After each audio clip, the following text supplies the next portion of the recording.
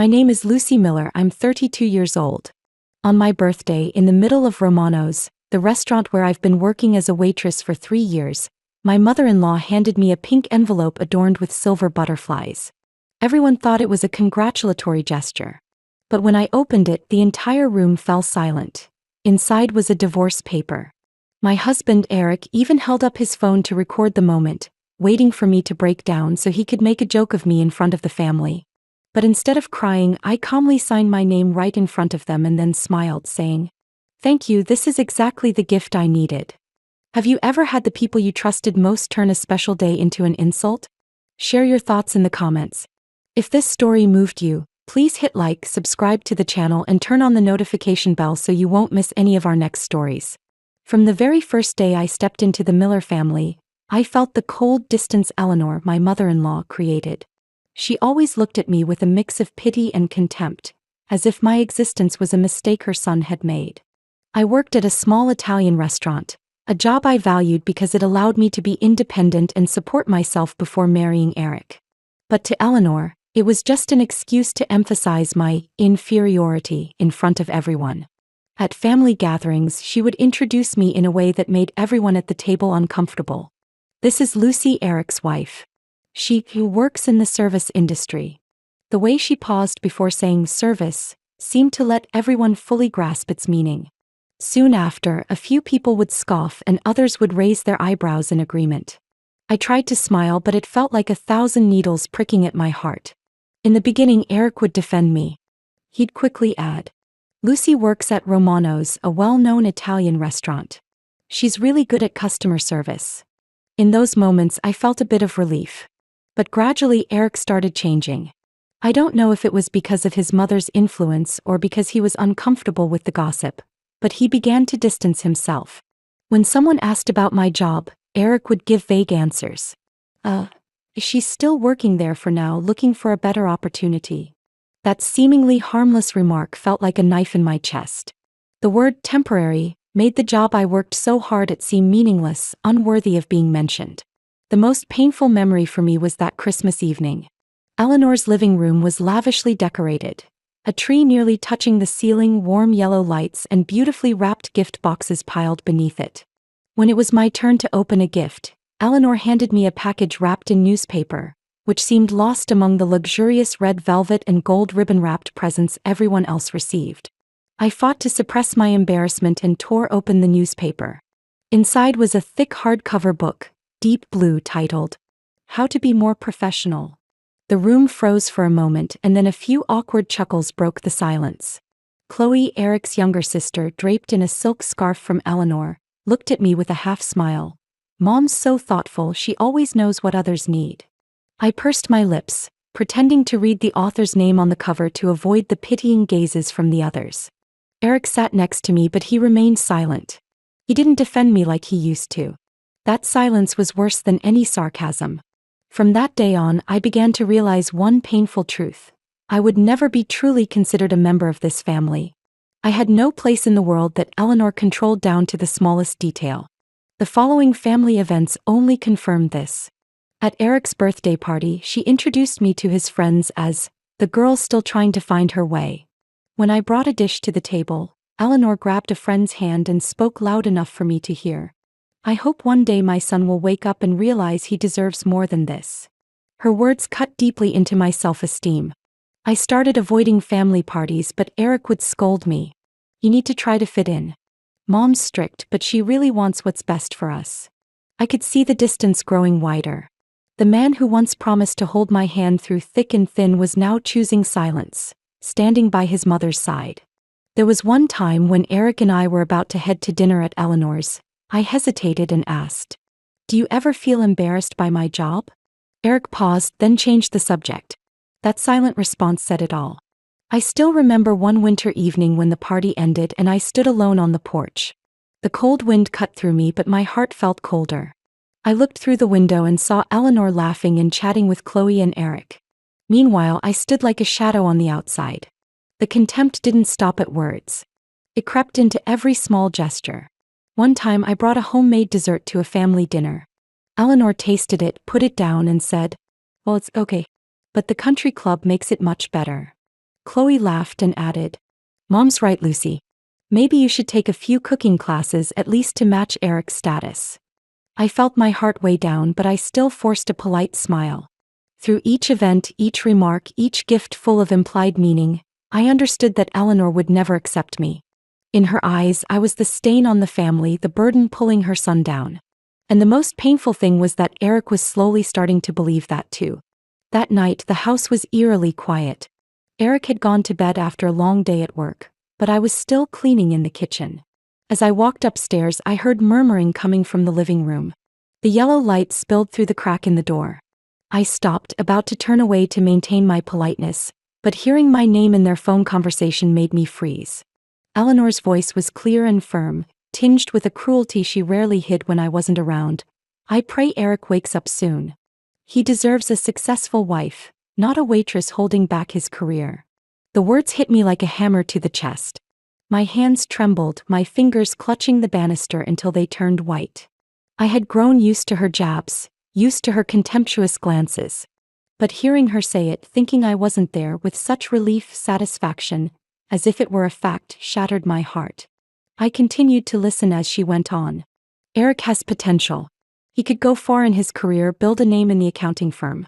But Lucy? She doesn't bring anything but trouble. I can't let my son be buried by a wrong marriage." Each word, each sigh she let out, scraped at my soul. At one moment I wanted to walk in, face her and say, "I'm listening." But I couldn't. I backed away, sat down on the stairs in the darkness, holding my knees, feeling like the life had been drained from me.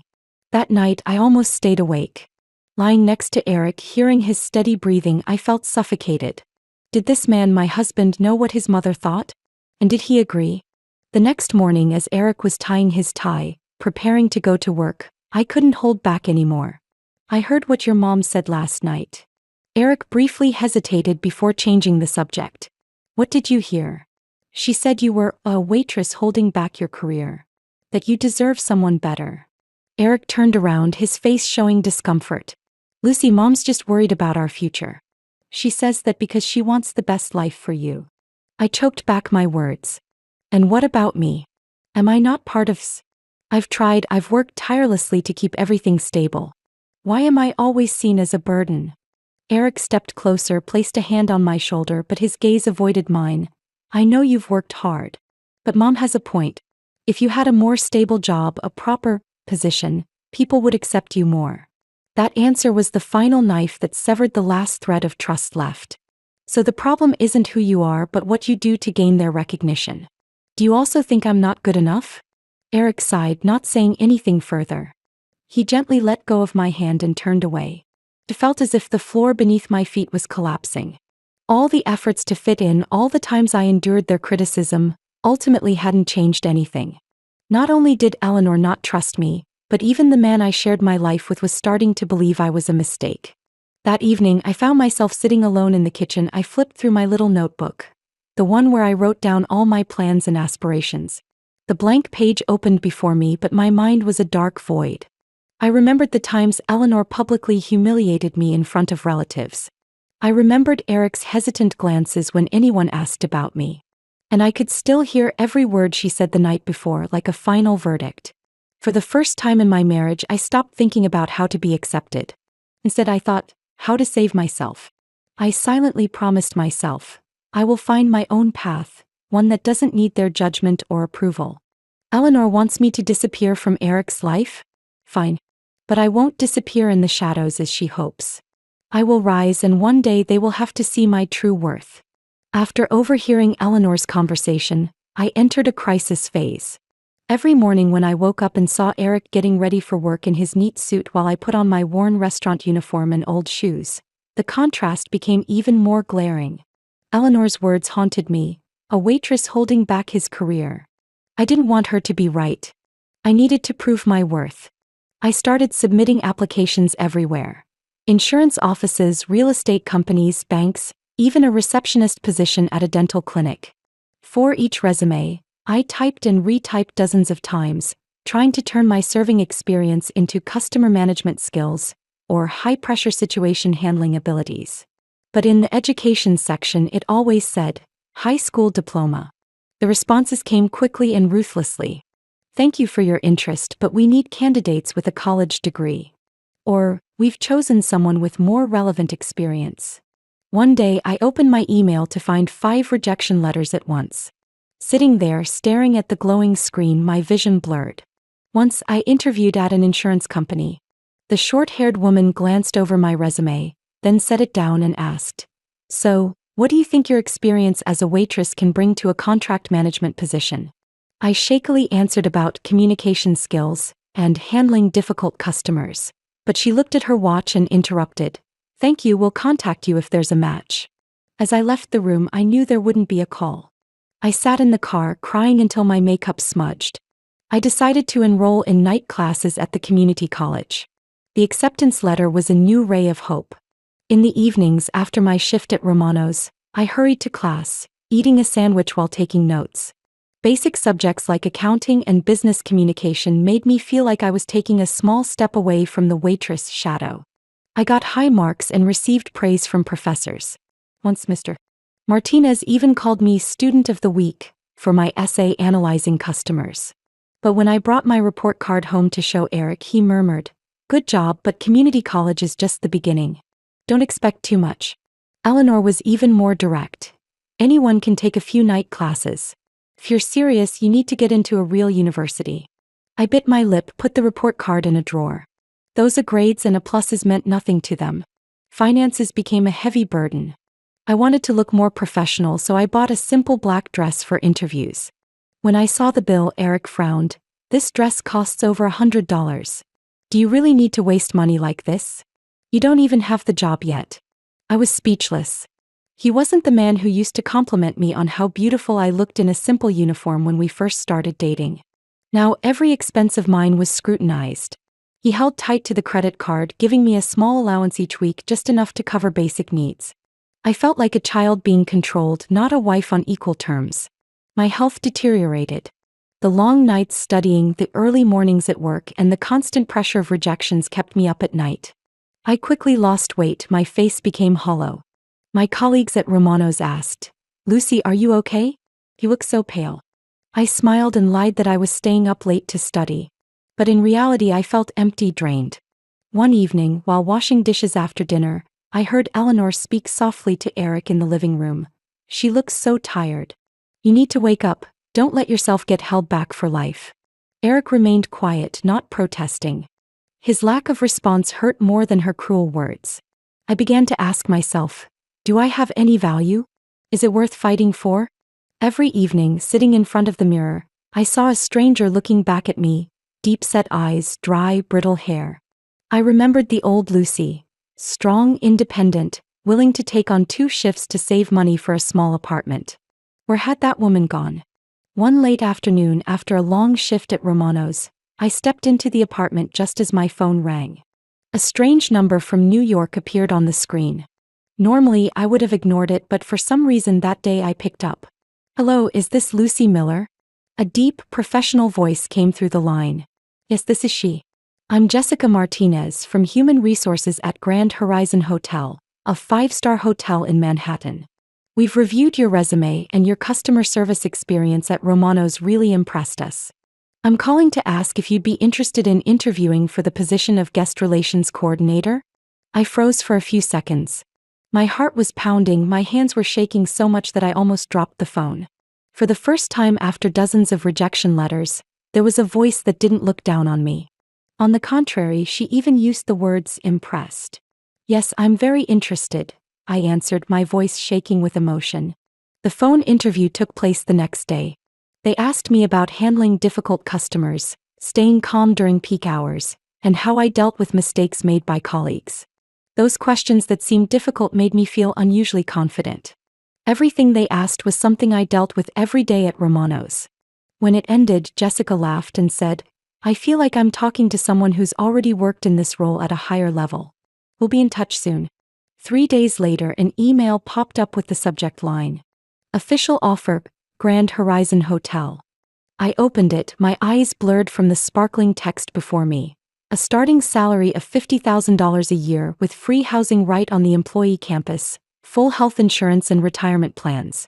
I stayed there for a long time, then started crying. For the first time in years, someone saw my value. The skills Eleanor had once called insignificant were now the reason a luxury hotel was offering me the chance to change my life. That evening at dinner, Eric talked about a big contract his company had just signed. Eleanor sat across from me, nodding with satisfaction while I stayed quiet. I wanted to shout, "I have good news too." But I kept it a secret. This opportunity, I wanted to turn it into my comeback exactly on my upcoming birthday. In the days that followed, I lived in a parallel world. During the day, I still wore my Romano's uniform, waiting tables, serving drinks, listening to complaints. But in my bag, I always carried a printed copy of the job offer from Grand Horizon, folded neatly like a treasure. Whenever I felt tired, I would touch it as if to remind myself, I'm about to break free from this endless cycle. Maria, the head chef at Romano's, noticed I was in a better mood. She asked, "What's making you so happy, Lucy? You used to look so down." I smiled and answered softly, "I just feel more hopeful." She patted me on the back. "Keep that hope. It'll take you farther than anyone thinks." Meanwhile, Eleanor suddenly became unusually friendly. She started calling me dear, asking about my schedule, and even suggested throwing a birthday party for me at Romano's. I was stunned. The woman who had refused to come to the place where I worked now initiated the idea. "What do you think, Lucy?" she asked sweetly. "Sure. That sounds nice." I hesitated. Eric seemed mysterious, saying, "Your birthday this year will be one you'll never forget. Trust me." I looked at him, both hopeful and anxious. I had no idea what they were secretly planning, but I already had my own plan in mind. On the evenings in the bedroom, I quietly practiced how to announce the news. In front of the mirror, I smiled and said, 3 days ago I received a job offer from Grand Horizon Hotel in New York." The words rang out, full of power, sending chills down my spine. I imagined Eleanor's face, Eric's shock, and Chloe with her phone recording me. The morning of my birthday, I chose to buy an elegant navy dress. Not too fancy, but enough to highlight a professional appearance. As I walked out of the fitting room, the sales associate complimented, "You look like a hotel manager." If they knew I was about to become exactly that, they would probably be even more surprised. The night before my birthday, Eric unexpectedly hugged me from behind and whispered, "I love you. Tomorrow you'll remember this day forever." I knew he was hiding something, but I was also keeping a secret much bigger than his. As my birthday approached, the atmosphere in the Miller family suddenly shifted, leaving me confused. Eleanor, the woman who hadn't called me by my name correctly for the past 2 years, suddenly spoke to me in a sweet voice. "Dear, are you free this week? I want to discuss something special." I almost dropped the dish I was wiping. The word dear coming from her lips sounded so unfamiliar that it sent shivers down my spine. But Eleanor continued with an unusually gentle expression. "Your birthday is coming up. I think the family should do something to celebrate. Let's have dinner together. How about Romano's?" The woman who once considered Romano's a lower-class place not worth stepping foot in now wanted to host my birthday there? I hesitated but then nodded.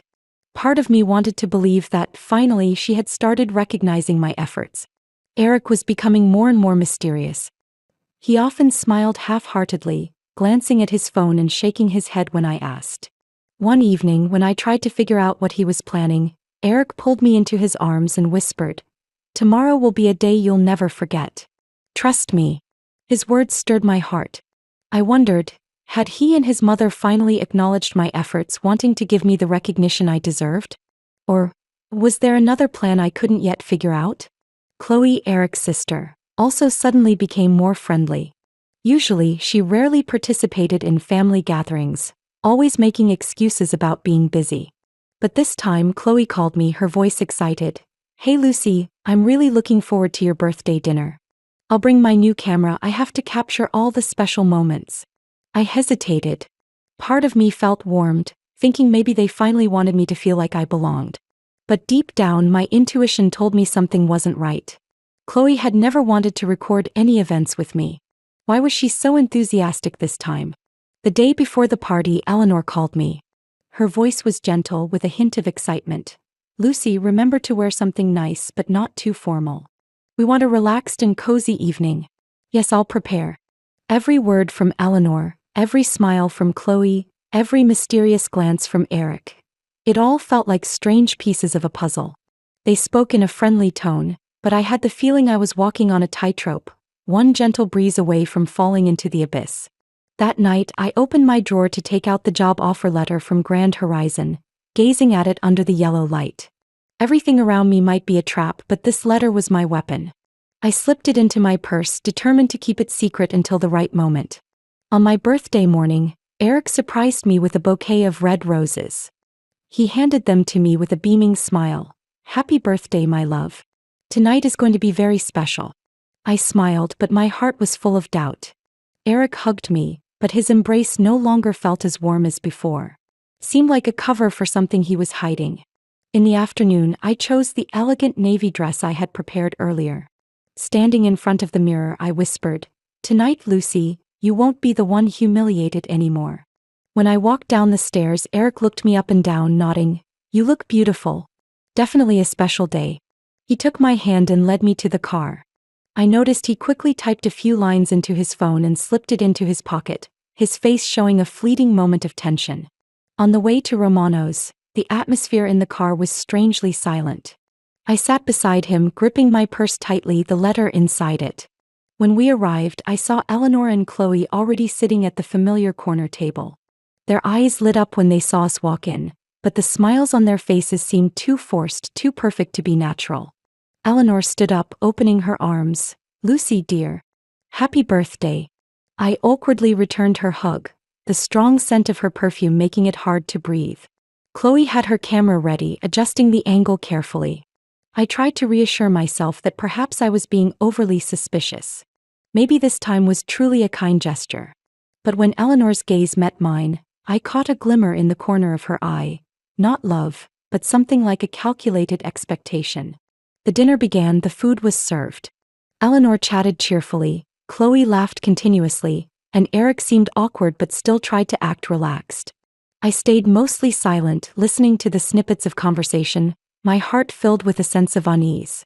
Everything was too perfect, too smooth. And I knew behind that exterior, a plot was surely unfolding. The birthday dinner at Romano's that night truly became a performance, and I was the main character in it, but not in the way I had imagined. The restaurant space was decorated magnificently with warm lights, candles glowing on each table and soothing music playing in the background. But within that cozy atmosphere, I felt like I was standing in the middle of a courtroom, and everyone around me were judges waiting to deliver their verdict. When Eric and I walked in, Eleanor was already sitting there, smiling brightly, but that smile couldn't hide the scheming in her eyes. Chloe stood beside her, holding her new camera, her gaze shining with strange excitement, as if she had been planning this moment for a long time. I felt my body go numb, but I didn't let fear take over. I forced a smile, though my lips stiffened from the tension. The air around me seemed to freeze, with all eyes on me. Suddenly, Eleanor stood up, holding a pink envelope decorated with silver butterflies, exactly like the one she had prepared for my birthday. "Lucy, you know this family always cares about your future," she said sweetly, though there was a hint of mockery in her every word. She turned to her friends, smiling lightly, then continued, "This is a special gift from all of us." As soon as she finished speaking, I realized what was coming. Everyone was looking at me, waiting, and I knew they were waiting for my failure. I looked at the envelope in Eleanor's hand, feeling like something heavy was pressing on my chest. I opened the envelope. When I looked at the first sheet of paper, my eyes went dark. Divorce papers. They had everything prepared, all they needed was for me to sign. No explanation, no question. Just a simple order, the conclusion they thought I wouldn't be able to overcome. I heard my own breath grow ragged, and the strange sound of Eleanor laughing lightly, as if she had already won this battle. Chloe was nearby, her eyes fixed on me through her phone's screen, continuously recording every moment. I knew she, along with the entire family, was waiting for an emotional outburst from me. But I didn't follow the script they had written for me. I bit my lip, looked up, and stared into Eleanor's eyes. I was no longer the Lucy she thought would bow her head and endure. She couldn't guess how I would react, and I couldn't guess what would come next. With a slow motion, I took the pen Eleanor handed me and signed the divorce papers. Everyone's eyes widened in surprise. I placed the pen down, then pulled out a letter from my purse, the one I had carefully hidden for so long. "In 2 weeks, I'll be moving to New York. I said, my voice steady without a hint of trembling. "I've found a place that knows how to appreciate me, something none of you have ever done." The entire restaurant, the guests who had been enjoying their meals, suddenly paused. An inexplicable silence covered the space. Looking at the stunned faces of Eleanor, Chloe, and Eric, I felt a pang in my chest. But at the same time, I felt freer than I ever had. The first applause came from the back, and then, as if on cue, the entire restaurant erupted into a wave of enthusiastic applause. My colleagues from Romano's stood up, clapping with unceasing support. The regular customers, the ones who had watched me work day in and day out, now joined in the applause as if I were one of their own. My head spun. While my family was drowning in embarrassment, my colleagues and regulars stood up and applauded, praising me. That was the recognition I had never imagined would come from them, the ones who had once considered me unworthy. Eleanor lowered herself into a chair, her face ashen. She still held the camera, but her gaze was no longer victorious. The whole family now realized I was no longer the weak woman they could manipulate. They didn't understand how much I had changed, and they didn't know that the failure they predicted was the very beginning of the success I had long been seeking. Chloe looked over, but her gaze had changed. The whole family was now in the trap they thought they had set for me. Eric looked at me, his expression a mix of shock and doubt.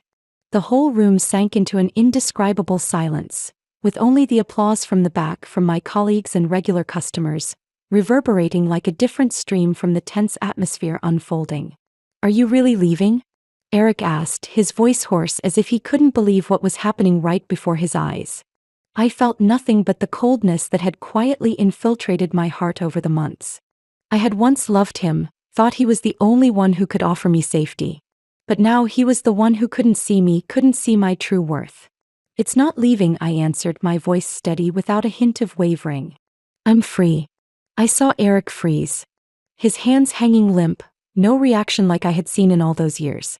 That was his failure. A man who once promised to go through every trial with me, but now couldn't stand by me when I needed him the most. Eleanor sat frozen, her mouth moving but unable to say a word. She looked at me and the space around her, then the smile she had tried to maintain suddenly disappeared. The sarcasm in her eyes also faded, replaced by confusion. She couldn't understand that I didn't rely on her approval, nor did I require her pity or contemptuous gaze to live a fulfilling life. Chloe, still holding the camera, kept her eyes locked on me. But I knew she no longer felt proud. She was recording this moment, but it had turned into evidence of the cruelty of her own family. "Are you really leaving?" Chloe asked, her voice no longer filled with triumph. She held the camera, her hands slightly trembling. I didn't answer.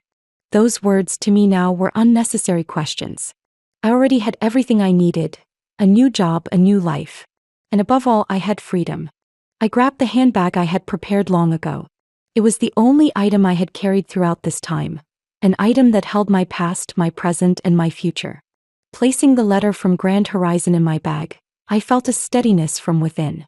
The party was still going on, but I no longer wanted to stay. I didn't need the presence of those who had once been my family. What had they given me? A family I had to struggle my entire life to be accepted into? A husband too weak to stand up for me? I walked away, each step firm, without looking back.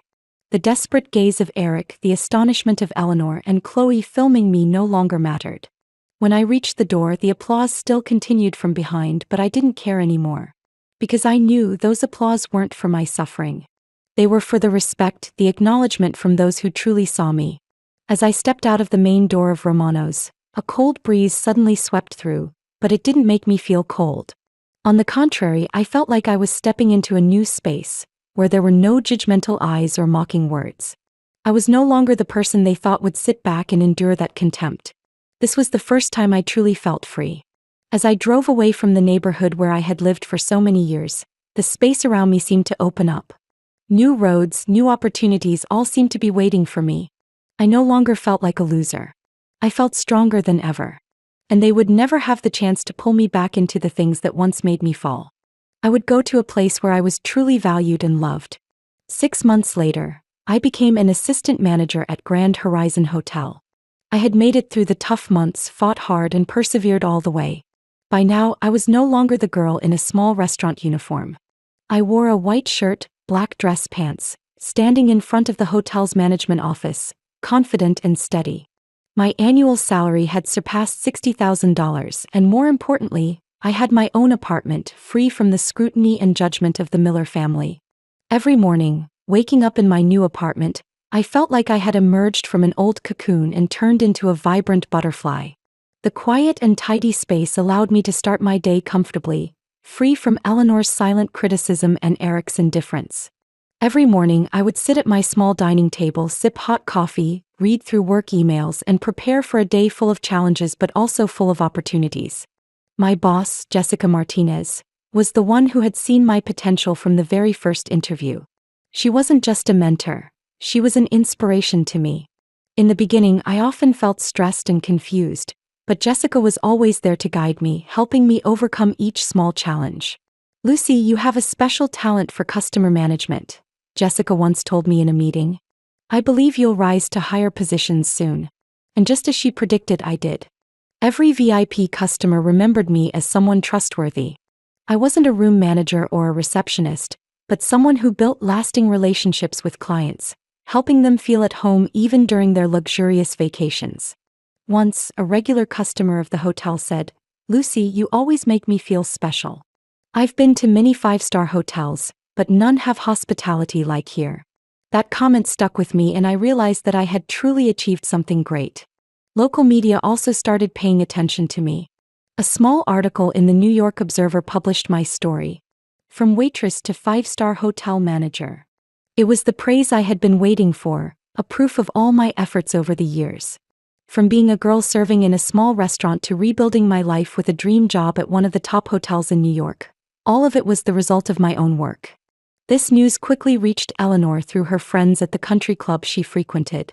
I couldn't help but imagine her expression when she heard the compliments about me from those people she had once used to belittle me.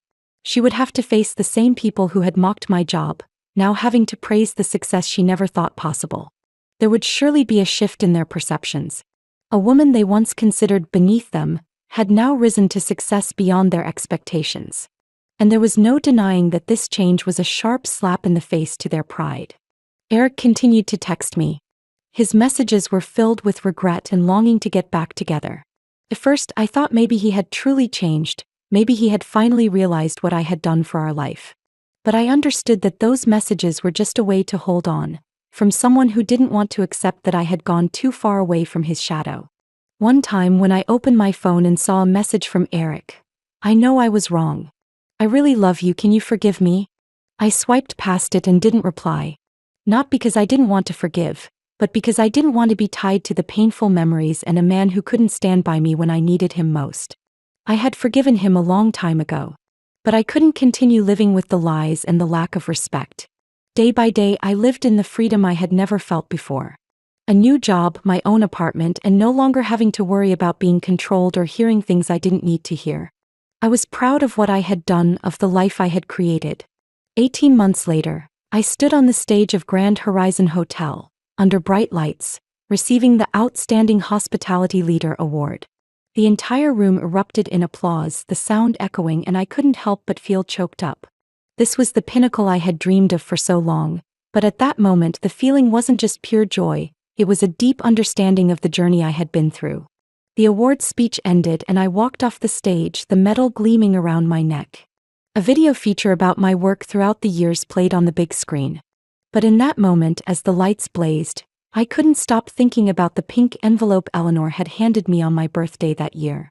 The envelope that seemed to hold nothing but humiliation, the nightmare of my life, turned out to be my only ticket to freedom, the beginning of a new life I had never dared to dream of. Back then, when I signed the divorce papers, it was an action my whole family thought would be my end. But in reality, it was the turning point that helped me find myself.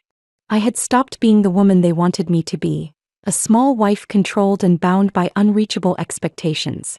I stood up, threw it all away, and followed my own path.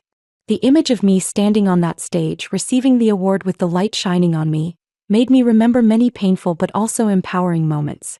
The sleepless nights, the rejection letters, the contemptuous glares, the belittling words, all of those were things I had to overcome. But I did it.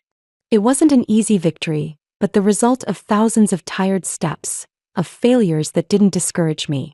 I didn't let betrayal, pain, or contempt from my family stop me on my path. I overcame it and rebuilt my life. I felt a peace within me that I had never had before. It didn't come from titles or money, but from the fact that I had found myself. The new friends, close colleagues, and VIP customers who now saw me with respect and admiration, not for what I had done in the past but for what I was doing now. No one told me that I needed to prove anything anymore, that I no longer felt embarrassed about my past, nor did I have to hide what I had been through. Every compliment I received, every appreciative glance from people I met, made me even more steadfast. And in those moments I knew I had found what I needed most in life: freedom, self-respect. Sometimes, it's the greatest challenges that help us grow and become stronger than ever. I never imagined I'd stand on that stage, never thought I'd receive this award. I smiled, then whispered, "Thank you for that birthday gift. Thanks to it I found myself. And now I am no longer the woman they wanted me to be.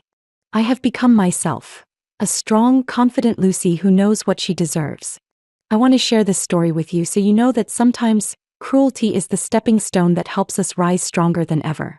Each of us can overcome the challenges in life as long as we are strong enough not to give up. Leave a like and comment if you've ever experienced betrayal or felt looked down upon, and share your story so we can learn and grow together. Don't forget to subscribe so you won't miss the next stories, the valuable lessons about life, family, and growth. Each of us can be reborn, and I hope my story will inspire those who are looking for a way out of difficulties in life. Thank you for listening, and I'll see you in the next parts, where I will share more stories about life, family, and new opportunities.